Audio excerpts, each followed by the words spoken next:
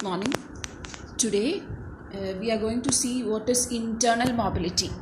Internal mobility എന്ന് പറയുമ്പോൾ നമുക്കറിയാം mobility means it's moving അല്ലേ. mobility എന്ന് പറഞ്ഞാൽ it's moving.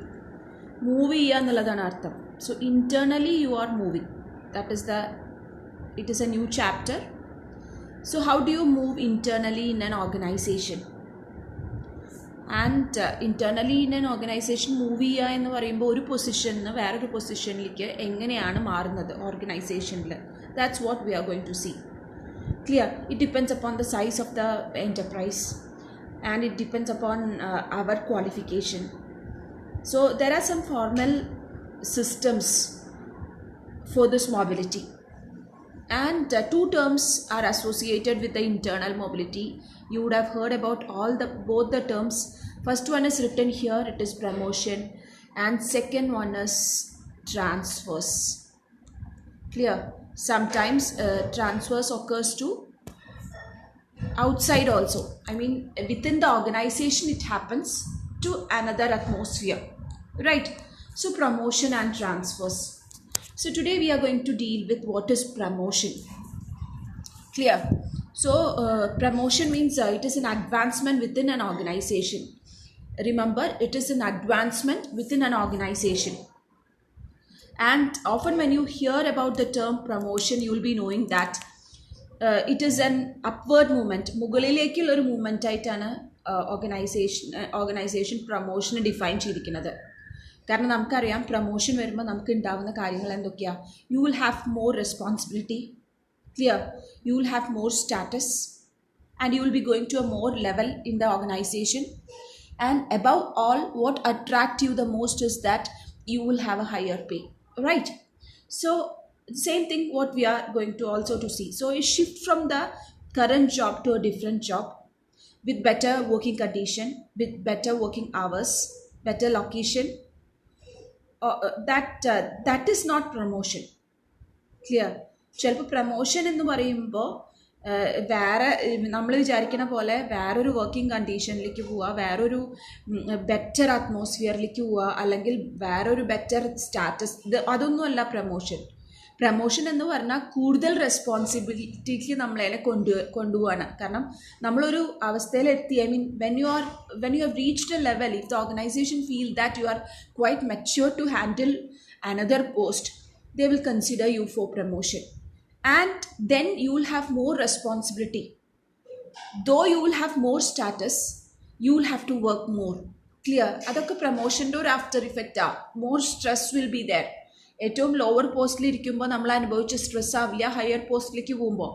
സോ എപ്പോഴും കൂടുതൽ റിവാർഡ് കിട്ടുമ്പോൾ കൂടുതൽ ഹാപ്പി എന്നുള്ളത് ആ ഒരു കൺസിഡറേഷൻ അല്ല വരേണ്ടത്. You will have more responsibility, right? So ഒരുപാട് ഡെഫിനിഷൻസ് ഉണ്ട് പ്രൊമോഷന്.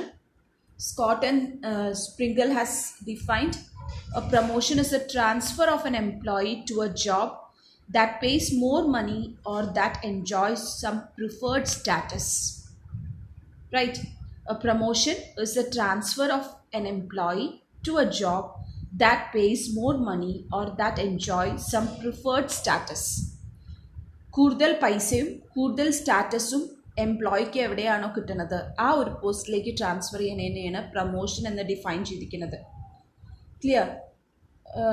More or less same definitions are given by many. You can study any of one definition.